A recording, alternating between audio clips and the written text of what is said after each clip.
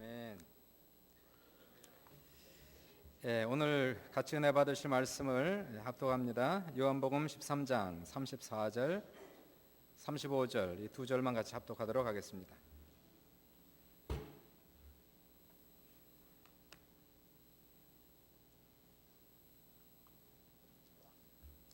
34절, 35절 합독합니다. 시작. 새 계명을 너에게 주노니 서로 사랑하라. 내가 너희를 사랑한 것 같이 너희도 서로 사랑하라. 너희가 서로 사랑하면 이로써 모든 사람이 너희가 내 제자인 줄 알리라.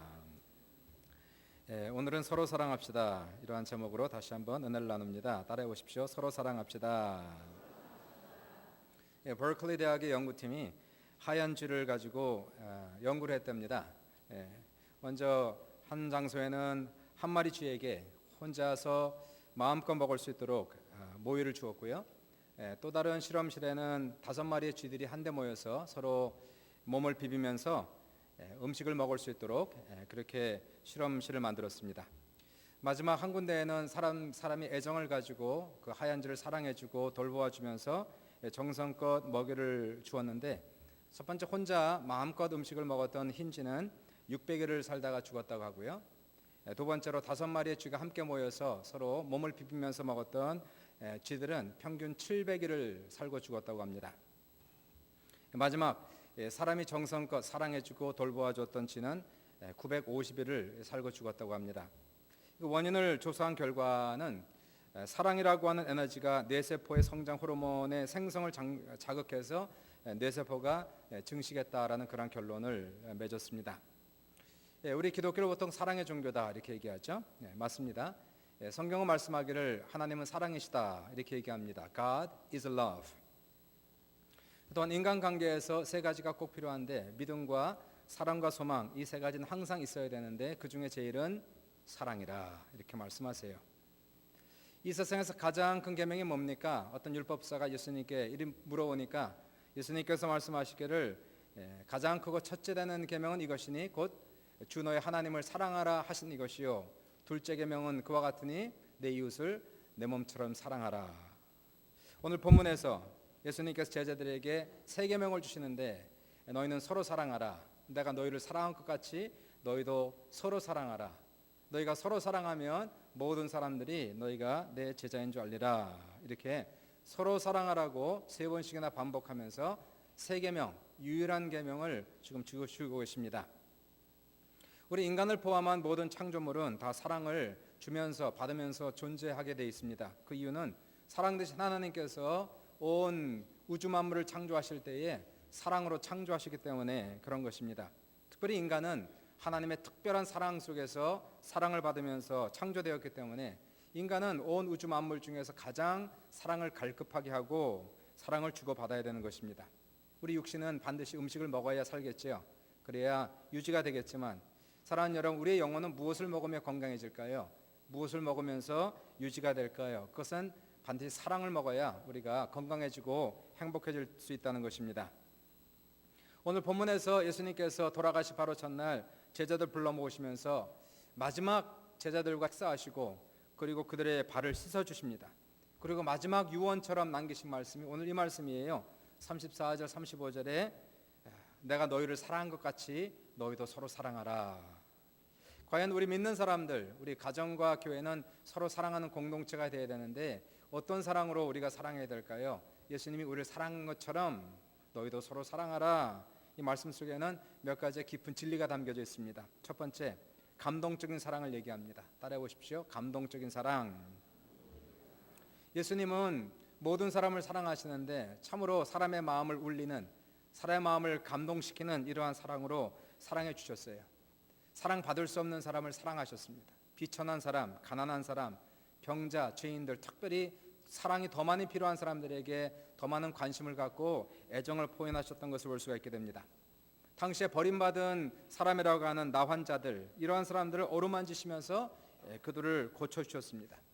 사람의 몸은 주님의 능력으로 고치시지만 사람의 마음은 무엇으로 고칠까요? 그것은 돈으로 고치지 못하고 능력으로도 은사로도 고치지 못하고 오직 이 상처난 마음은 사랑으로밖에는 고치지 못하기 때문에 예수님께서는 특별히 나환자들은 다 만지시면서 어루만지시면서 고치신 것은 그들의 몸만 고친 것이 아니라 그들의 마음도 그들의 영혼도 고치시기 위해서 그러한 사랑을 보여주셨다는 것입니다. 바로 나 환자 같은 우리들입니다. 하루에 70번에 7번이라도 죄를 짓고 사는 우리들에게 주님이 찾아오셔서 오늘도 우리에게 능력을 보여주시는 것이 아니라 사랑으로 우리를 만져주시고 우리의 죄를 사하시는 이 사랑은 감동적인 사랑입니다. 주님의 사랑이 없다면 과연 오늘 내가 이 자리에 있을 수가 있을까? 결코 그럴 수가 없다는 것이에요.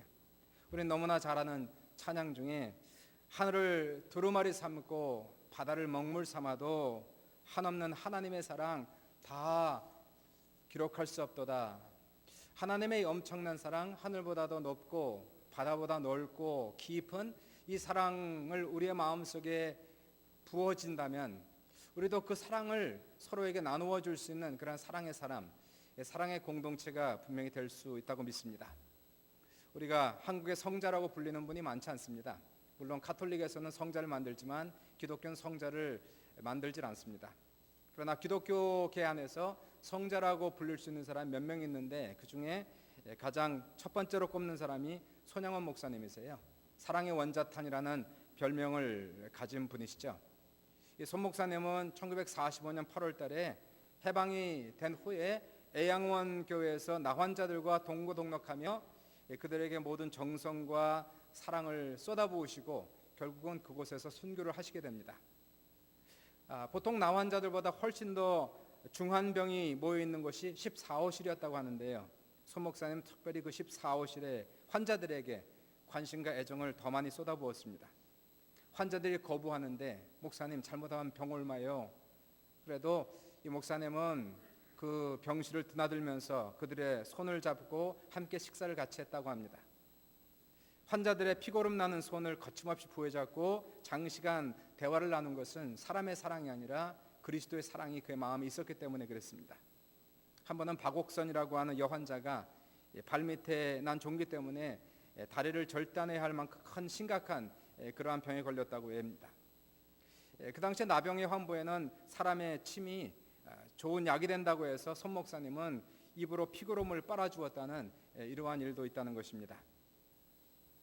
교회 안에서 서로 사랑하라 하는 이 사랑은 감동적인 사랑을 얘기하고 있습니다.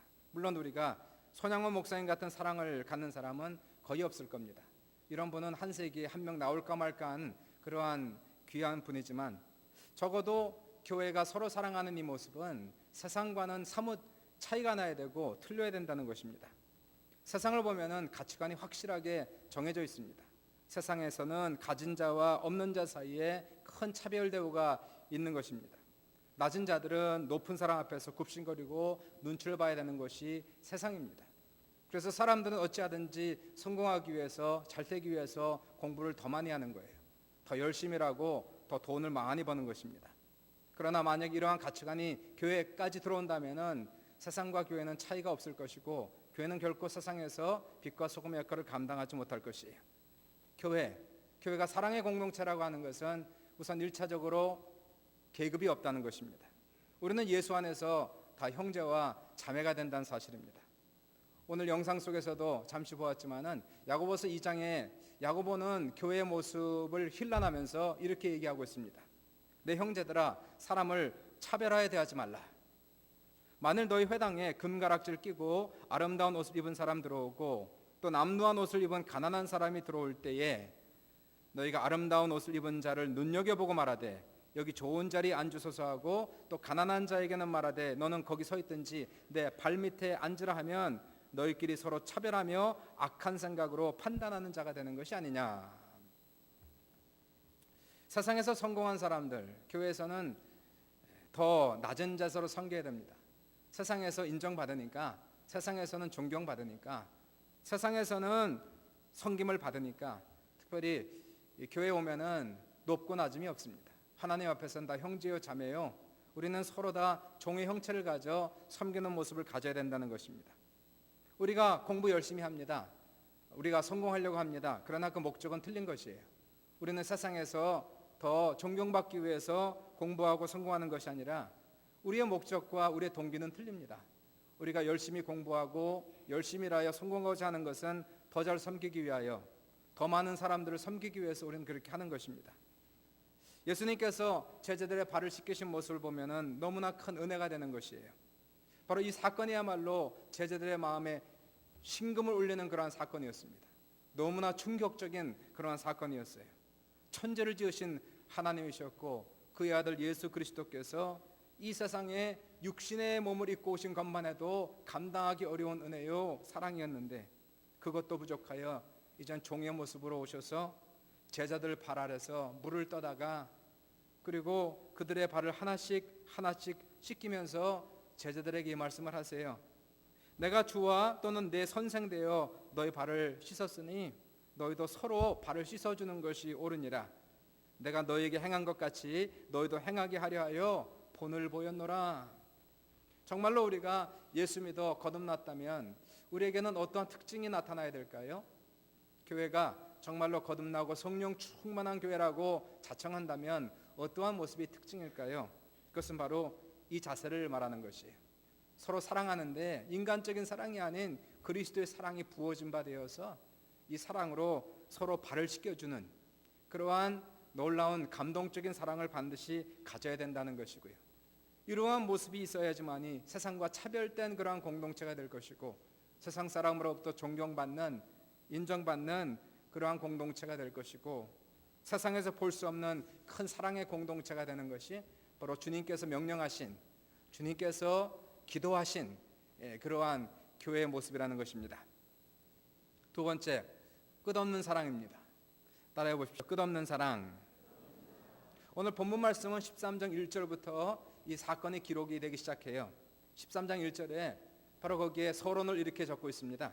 6월절 전에 예수께서 자기가 세상을 떠나 아버지께로 돌아가실 때가 이런 줄 아시고 세상에 있는 자기 사람들을 사랑하시되 끝까지 사랑하시니라. 저는 여기에서 너무 큰 은혜가 돼요. 끝까지 사랑하셨다는 이 표현 한번 따라해 봅시다. 끝까지 사랑하시니라. 예수님의 사랑은 끝이 없다는 것이에요. 변함이 없다는 것입니다. 예수님은 다시 말하여 결코 사람을 포기하지 않는다는 사실이에요. 한번 사랑하면 죽을 때까지 그 사람을 사랑하겠다는 것입니다. 여러분, 주님께서 이때에 바로 마지막 만찬을 하시면서 제자들의 발을 씻기실 때에는 거기 12제자가 있었어요. 베드로, 야고보, 요한뿐만이 아니라 예수님을 배신한 가룟 유다도 그 자리에 있었어요. 예수님은 가룟 유다가 그날 저녁에 당신을 은 30에 팔 것을 알고 계셨습니다. 예수님은 영안이 열리셔서 가룟 유다의 마음속에 마귀가 들어간 것도 보셨습니다. 그러나 끝까지 사랑하셨습니다. 그리고 그의 발을 씻어주셨다는 것이에요. 그 사람이 돌아오지 않을 것을 아셨습니다. 그 사람은 회개하지 않을 것도 아셨습니다. 그러나 주님의 선택에는 후회함이 없다는 사실이에요. 로마서 11장 19절에 하나님의 은사와 부르심에는 후회하심이 없느니라 공동번역에 잘 표현되어 있습니다. 하나님께서 한 번 주신 선물이나 선택의 은총은 다시는 거두어가지 않습니다. 주님의 사랑은 결코 후회함이 없다. 사람을 포기하지 않는다. 그러므로 내가 너희를 포기하지 않듯이 너희가 나를 실망시키고 너희가 나를 부인한다 할지라도 내가 너희를 포기하지 않듯이 너희도 끝까지 서로를 포기하지 말라는 것이 주님의 명령이라는 사실이에요. 사랑이 뭡니까? 고린도전서 13장에 사도 바울은 사랑은 하면서 이 엄청난 사랑의 시를 읽고 있어요. 그 중에 특별히 마음에 와닿는 절은 7절이었습니다. 모든 것을 참으며 모든 것을 믿으며 모든 것을 바라며 모든 것을 견디느니라. 이 말을 조금 더 우리의 쉬운 말로 표현하자면 이런 것이에요. 사랑이란 끝까지 참아주고 끝까지 믿어주고 끝까지 사람에 대한 소망을 포기하지 않으며 끝까지 서로 견뎌주는 것이니라. 저는 목회자이기 때문에 결혼 주례를 많이 하는데요. 지금까지 하나도 빠짐없이 결혼식 때 주고받는 예물은 금반지였습니다. 그때 저를 포함한 주례자들이 종종 금반지를 들면서 설명을 해요. 왜 이것이 결혼 예물인지. 여러분, 금은 순결하여 변하지 않습니다. 천년만년 가도 여전히 순고입니다. 반지는 원으로 되어 있기 때문에 시작도 끝도 없습니다. 두 사람의 관계가 이와 같이 변함없고 끝이 없기를 바라면서 반지로 예물을 교환합시다. 사랑은 끝이 없다는 것이에요. 사랑은 변치 않는다는 사실이에요. 요즘에는 사람들 관계가 너무나 쉽게 변합니다. 가까운 사이인데도요, 작은 문제로 서로 관계가 어긋납니다. 이해관계가 생기면 그토록 가까웠던 관계인데도 서로 원수처럼 말을 하지 않습니다. 무엇이 문제였을까? 왜 이렇게 되었을까? 그 관계는 참된 그리스도의 사랑 안에서 이루어진 관계가 아니었다는 것이었어요. 육신적인 사랑, 세상적인 사랑, 인간적인 사랑은 결코 오래갈 수 없어요. 영원할 수 없어요. 영원 불변할 수 없다는 것입니다. 우리가 정말로 서로 사랑하는 이것이 영원히 가기 위해서는 그리스도의 사랑이 우리의 마음에 부어진 바 되지 않고서는 결코 끝까지 사랑할 수가 없다는 사실이에요. 시작이 반이라고 하지요. 그러나 만약에 시작이 반이라도 끝까지 가지 못하면은 시작하지 아니한만 못하다고 얘기합니다. 우리 믿음 생활 한번 생각해 보세요. 우리가 예수를 믿었습니다. 하루 이틀 믿음 생활, 신앙 생활하고 그만둘까요? 그럴 수 없지 않습니까? 한번 믿는 예수 영원히 믿어야 되잖아요. 천국 가야 되지 않습니까? 그러나 많은 사람들이 중간에 사람 때문에, 이런저런 이유 때문에 시험 들고 믿음의 파선을 당해서 도중하차하는 사람들이 상당히 많습니다. 믿음 생활, 신앙 생활, 교회 생활 장거리 경주예요. 마라톤처럼 경주를 해야 됩니다. 절뚝거린다 할지라도, 내가 1등은 못한다 할지라도, 빨리 뛰지 못한다 할지라도, 내 믿음이 전다 할지라도 우리는 끝까지 달려가야 된다는 사실이에요. 디모데전서 4장 6절에서 8절까지 사도 바울이 당신의 순교를 눈앞에 두고 이러한 얘기를 합니다. 전제와 같이 내가 벌써 부어지고 나의 떠날 시각이 가까웠도다. 나는 선한 싸움을 싸우고 나의 달려갈 길을 마치고 믿음을 지켰으니 라고 고백을 하고 있는 것이에요. 우리의 믿음이 10년, 20년, 30년 평생토록 이 경주를 하고 마지막 경주를 마쳐야 되듯이 사랑도 마찬가지라는 것이, 사랑도 끝까지 해야 된다는 사실이에요. 주님을 향한 사랑의 마음이 변함이 없어야 된다는 사실이에요. 주님을 향한 사랑의 헌신에 배신이 없어야 된다는 사실이에요. 한번 주님 사랑하면 영원히 사랑해야 됩니다. 영원히 사랑의 관계 속에 있어야 된다는 것입니다. 사랑하다가 포기하는 사랑은 참사랑이 아니기 때문에 그런 것이에요. 더 나아가서 주님께서는 이러한 포기하지 않는 사랑으로, 영원한 사랑으로 너희가 서로서로 사랑하라 이렇게 말씀하고 있어요. 한 번 맺은 우정 영원히 가야죠. 한 번 맺은 이웃 영원히 가야죠. 한 번 맺은 성도의 관계 영원히 가야죠. 한 번 사귄 친구, 내가 마음을 주었다면은 설사 때로는 실망하기도 하고 상처를 받기도 하지만 그래도 우리는 그 관계는 끊을 수가 없다는 사실이에요. 우리 교회 공동체라는 것, 가정 공동체, 하나님께서 영원히 함께 가는 공동체로 만드셨다는 사실입니다. 교회에 사람이 많고 적음, 또는 돈이 많고 적음보다도 과연 사랑이 얼마나 많으냐, 얼마나 적으냐로 바로 그 교회의 성공이 결정이 된다는 사실입니다. 잠언서에서도 나와 있지 않습니까? 15장 17절에 채소를 먹으며 서로 사랑하는 것이 살찐 소를 먹으며 서로 미워하는 것보다 나으니라. 무엇을 선택하실까요? 큰 집과 좋은 차와 그러나 그 가정 안에 수많은 불화와 미움 있는 것을 선택하시겠습니까? 돈을 좀 못 벌어도 조금 가난해도 가정의 웃음과 기쁨과 희락이 넘치는 것을 원하시겠습니까? 대답은 명료한 것이었어요. 물론 우리의 신앙 공동체, 가정 공동체는 불완전한 공동체이기 때문에 상처를 주기도 하고 받기도 하는 거예요. 서로 마음에 실망을 주기도 하고 받기도 하는 겁니다. 때로는 부부간의 관계 속에서도, 자녀를 향해서도 부모 때문에 교인들 간에 서로 화가 나기도 한다는 것입니다. 완전한 공동체가 없어요. 우리가 지나친 이상적인 공동체를 생각한다면 우리는 너무나 많은 실망에 빠질 것이에요. 우리는 현실적인 공동체를 보셔야 됩니다. 가정도 교회도 불완전한 인간들, 아직도 우리는 욕심으로부터 자유하지 않아요. 죄로부터 자유하지 않아요. 그래서 나 때문에 관계가 깨지는 경우가 허다하다는 사실입니다. 그러나 아무리 때로는 상처를 주고받는다 할지라도, 실망이 오고 간다 할지라도, 화가 난다 할지라도 그리스도의 사랑이 우리 안에 있다면 우리는 끝까지 가야 된다는 사실이에요. 이 믿음을 포기하지 않고 사랑과 관계를 포기하지 아니하고 함께 천국까지 들어갈 수 있는 귀한 우리 공동체가 될 수 있기를 주님의 이름으로 축원합니다. 오직 이 사랑만이 환난을 이깁니다. 오직 이 사랑만이 모든 시험을 이길 수가 있다는 사실이에요.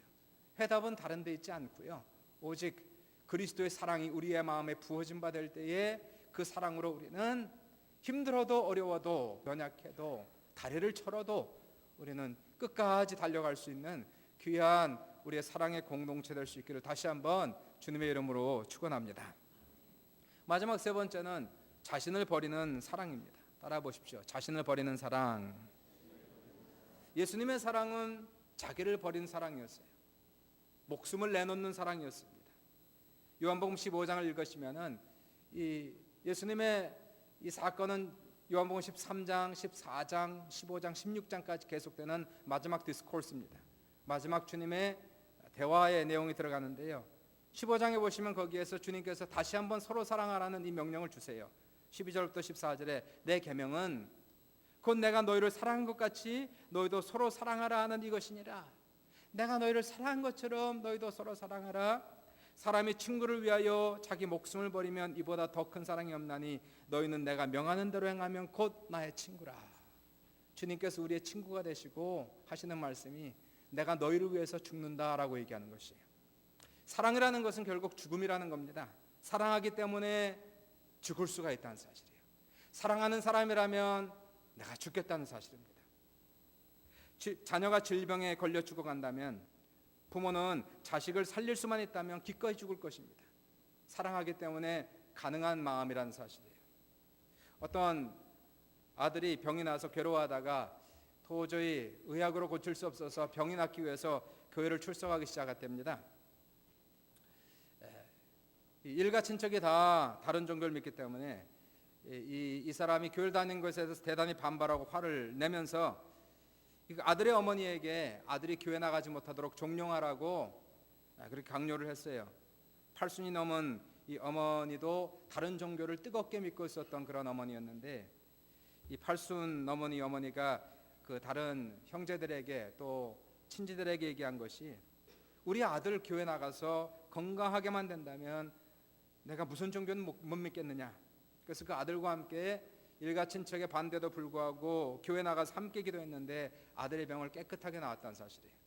사랑 때문에 자기의 신념도 바꾼다는 사실입니다. 사랑 때문에 자기의 종교까지도 바꾼다는 사실입니다. 이러한 힘은 없어요. 사랑의 힘만큼 강한 것이 없습니다. 사랑 때문에 자기를 버린다는 사실이에요. 예수님께서 그의 제자들을 사랑하시고 우리를 사랑하셨기 때문에 그분은 모진 고문을 당하시고 죽음의 고통을 감수하시고 십자가에서 돌아가신 그 원동력은 우리를 향하신 이 죄인을 향하신 이 썩어질 우리 인생을 향하신 그리스도의 엄청난 이해할 수 없는 사랑이었다는 것입니다. 저는 데살로니가 전서를 이전에 읽으면서 사도 바울의 삶과 목회를 통하여서 목회가 무엇인지를 좀 배울 수 있는 기회를 가졌어요. 데살로니가 전서 2장 7절에 사도 바울이 이 말씀을 하세요. 우리는 그리스도의 사도로서 마땅히 권위를 주장할 수 있으나 도리어 너희 가운데 유순한 자 되어 유모가 자기 자녀를 기른 것 같이 하였으니 그렇구나. 목회자는 권위를 주장하는 자세가 아니라 가르치려고 하는 교사의 자세가 아니라 아비의 심정과 어미의 심정으로 하는 것이구나. 그리고 연이어서 2장 8절에 이렇게 얘기하십니다. 우리가 이같이 너희를 사모하여 하나님의 복음뿐 아니라 우리의 목숨까지도 너희에게 주기를 즐겨함은 너희가 우리의 사랑하는 자 됨이라. 그렇구나. 목회는 복음만 주는 것이 아니구나. 설교를 잘하는 것도 중요하고 비전도 필요하고 조직력도 필요하고 성령의 능력도 필요하지만 결국 목회는 목숨까지 주면서 사랑하는 것이 목회구나 하는 것을 깨달을 수가 있었어요. 결국 목회라는 것이 저는 깨달은 것이요, 얼마나 많은 사람을 모았는가로 결판나는 것이 아니라 과연 그 교회가 그 공동체가 얼마나 사랑의 공동체를 만들었는가에 성공이 결정난다는 사실을 저는 보았습니다. 그래서 저는 더 큰 것에 욕심 부리지 않고 더 높은 곳에 마음을 두지 아니하고 주님께서 나에게 허락하신 양들, 주님께서 나에게 주신 성도들과 함께 동고동락하며 나의 권위를 주장하지 아니하고 형제처럼 자매처럼 친부모처럼 생각하며 같이 가야 되겠구나 하는 생각을 했다는 것입니다. 그리스도의 사랑이 우리의 마음에 부어진 바 되면은 우리는 형제 자매를 사랑할 때에 자기의 가진 것을 줍니다. 자기를 버릴 수가 있습니다. 손양원 목사님, 이분이야말로 예수님의 사랑을 그대로 닮은 분이다, 그렇게 얘기할 수 있어요. 1948년 10월 달에 여수 순천 반란 사건, 우리가 역사를 통해서 배웠는데요. 이때 자기의 두 아들이 공산 폭도들에게 붙잡혀서 총살을 당했습니다. 두 아들이 총살을 당했다는 이 소식을 전해들은 손 목사님 내는 엄청난 충격에 쌓여서 비통해하셨어요. 두 아들의 시체를 담은 관이 애양원뜰에 도착했을 때에 두 분은 관이 엎드려져서 울부짖었습니다. 얼마 지나 반란 사건이 진압되고 두 아들을 죽인 안재선이 잡혔다는 소식을 들었습니다. 손 목사님은 밤을 새워 통곡하고 기도하고 교회를 나오면서 이렇게 얘기합니다. 내 아들 죽어서 천국 갔는데, 그러나 안재선은 죽으면 지옥 갈 텐데 저 사람 영혼이 불쌍해서 어쩌나. 두 아들을 죽인 안재선 체포되었어요. 총살 당하게 되었다는 소식을 듣고 이 손 목사님이 엄청난 결단을 하게 됩니다. 이 사람을 구해야 되겠다. 그를 용서하고 내 양자로 삼아야 되겠다. 손 목사님께서 그래서 자기의 남은 딸 하나, 그 딸 보내어서 사면할 것을 간청을 했어요. 손영원 목사님은 이 손동이라고 하는 이 딸, 지금도 살아계십니다. 83살인가 그렇게 되시는데요. 이 딸이 안 가겠다고 반항을 하는 겁니다. 아버지, 용서는 하겠지만은 그러나 아들 삼는 거는 안 됩니다. 아버지, 왜 예수를 믿어도 그렇게 유별나게 믿어야 됩니까? 그러면 안재선을 제가 오빠라고 불러야 됩니까? 불가능합니다. 그러나 몇 번이나 반항하며 소리 지르는 그 아버지에게 이 손 목사님께서 이렇게 얘기하세요. 동이야, 용서만 가지고는 안 된다. 원수를 사랑하라 했으니 사랑하기 위해 아들을 삼는 것이다. 결국 딸은 아버지 용서와 사랑의 메시지를 전하게 되는데요. 처형되기 10분 전에 그 원수를 살려주는 거예요. 취조 군인에게 달려가서 아버지의 메시지를 전하게 됩니다. 아버지가 두 오빠를 죽인 자를 잡거든 매 한 대 때리지도 말고 죽이지도 말라 하셨습니다. 그를 구해 아들을 삼겠다고 합니다. 성경 말씀에 원수를 사랑하라 했기 때문이래요. 숨도 쉬지 않고 단숨에 말을 토해놓고 책상에 엎드려서 소리내고 울었대는데, 바로 이 동의양의 말이 끝나고 울음을 터뜨리자 그 안에 있었던 모든 사람의 충격에 쌓이게 되고, 취조를 하던 군인도 그리고 두 아들을 죽인 안재선까지도 고개를 숙인 채 흐느껴 울고 있었다고 합니다. 손동희 권사가 그때를 이렇게 회상합니다. 이 광경이야말로 오늘날까지 내 눈앞에 잊혀지지 않는 역사적인 장면의 한 토막이었다. 사랑의 원자탄이 떨어진 바로 그 순간이었다는 것입니다. 오늘날 교회, 가정, 하나님이 주신 사랑의 공동체죠.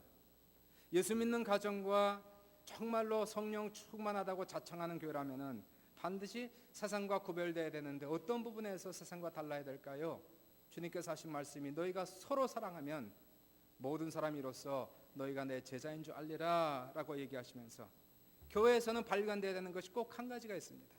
성령 충만도 필요하고 은사도 필요하고 능력도 필요하고 다 필요하겠지만은, 그러나 그 중에서 가장 필요한 것이 있다면은 구별되는 사랑이 꼭 필요하다는 것이에요. 오늘날 교회가 빛과 소금의 역할을 못하고 있는 이유는 무엇일까요? 교회가 힘이 없어, 사람이 없어, 돈이 없어서가 아닙니다. 그것이 아니라 참 사랑, 그리스도의 사랑이 발견되지 않기 때문에 그런 것이에요. 프란시스 셰이퍼는 얘기하기를 사랑은 예수를 믿는 제자들의 배지다라고 얘기를 하고 있다는 것입니다. 2세기 초에 예수님 돌아가시고 한 100년이 채 지나지 않은 그때에 기독교는 신흥 종교로서 엄청나게 부흥을 하고 있었습니다. 이때 황제가 이 아리스토텔레스라고 하는 사람을 불러서 기독교에 대해서 알아보고 보고하라. 그래서 이분이 교회를 몰래 찾아가서 알아봅니다.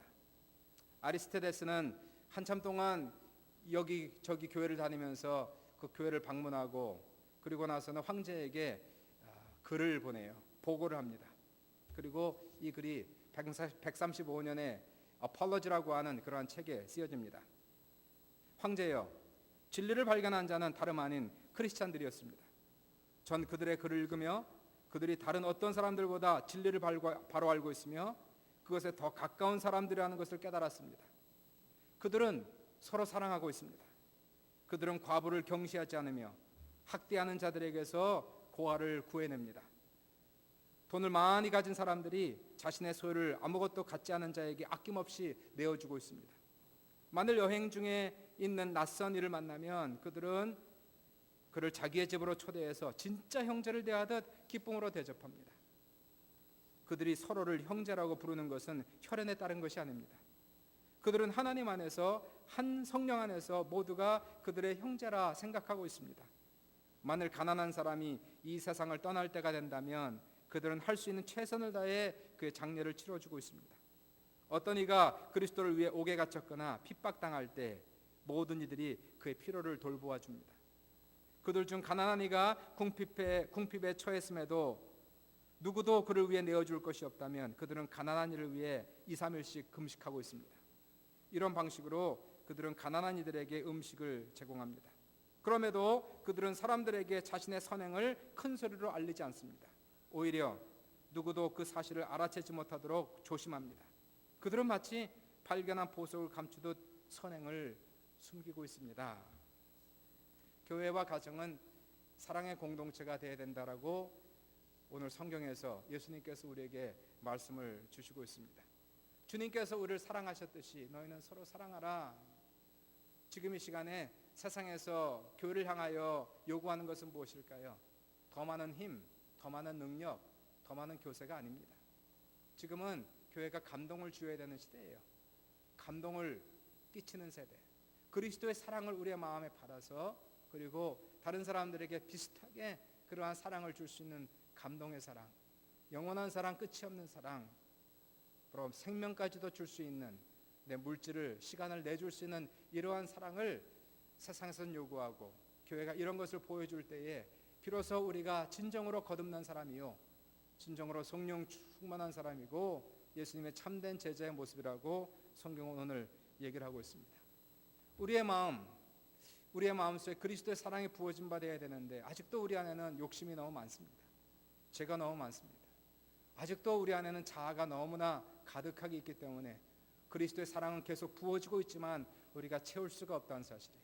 우리가 필요한 것은 주님 앞에 우리의 잘못된 우리의 욕심과 우리의 죄악을 회개하고 깨어지고 부서지고 우리의 마음을 온전히 주님 앞에 비워드려 주님께서 우리를 사랑하시는 그 사랑을, 그리스도의 사랑을, 십자가의 사랑을 몸소 우리의 심령 속에 받아들이고 체험한다면 우리는 그 넘치는 사랑으로 가정 안에서나 교회 안에서나 세상에 어딜 나가서나 그리스도의 사랑을 조금 부어줄 수 있는 그러한 놀라운 사랑의 공동체, 사랑의 성도들, 예수님의 제자들 다 될 수 있기를 주님의 이름으로 축원합니다.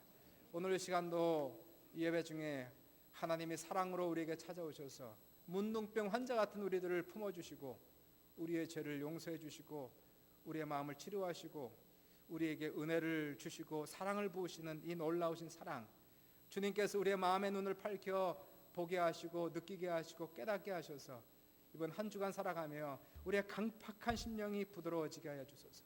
짐승 같은 마음이 사람의 마음 되어서 가정 안에서 교회 안에서 온유하고 친절하고 사랑하고 격려하고 위로할 수 있는 그러한 놀라운 사랑의 공동체요 사랑의 사람 될 수 있기를 주님의 이름으로 축원합니다. 우리 잠시 기도합시다.